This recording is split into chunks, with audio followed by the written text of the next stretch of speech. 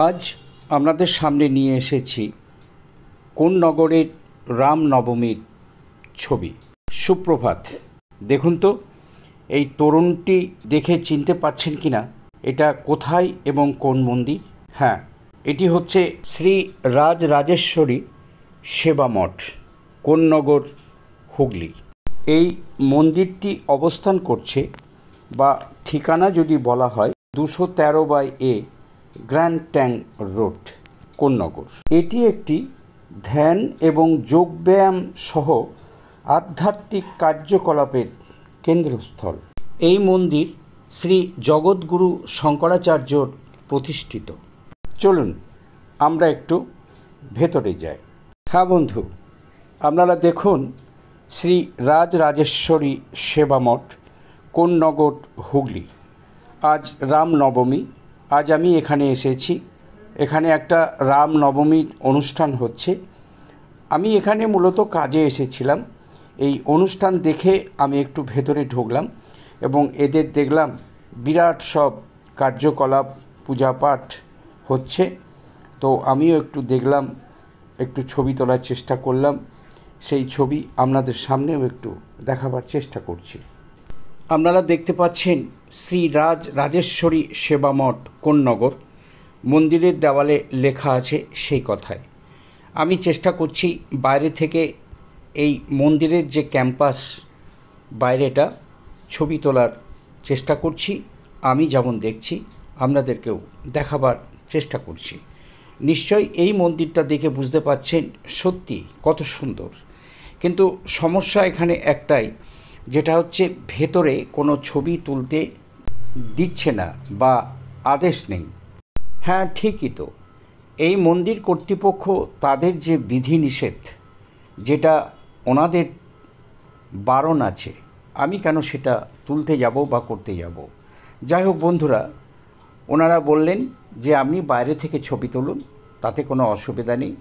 আর আমাদের একটা নিজস্ব ফেসবুক পেজ আছে, আমরা প্রতিনিয়ত সেটা দিয়ে থাকি, সেখান থেকে আপনারা দেখে নেবেন। যাই হোক বন্ধুরা, আমি সেই মতো এই মন্দিরের ক্যাম্পাসের বাইরে থেকে আমি এই ছবি খানিকটা নেবার চেষ্টা করলাম। তবে আমাদের অনমীয় দেখতে পাচ্ছেন এই মন্দিরের যে প্রতিচ্ছবি, খুব সুন্দর। ভেতরে চোখ ধাঁধানো কারুকার্য, প্রচুর দেবী দেবতাদের আবির্ভাব। খুব সুন্দরভাবে এই মন্দিরটা সাজানো আছে, যেটা আমি নিজের চোখে দেখলাম। সুপ্রভাত। এসেছি শ্রী রাজরাজেশ্বরী সেবা মঠ, কোন্নগর, হুগলির এই মন্দিরে। এখানে আজ বিশেষ একটা অনুষ্ঠান আছে। বিশাল একটা মন্দির, প্রচুর মানুষের সমাগম।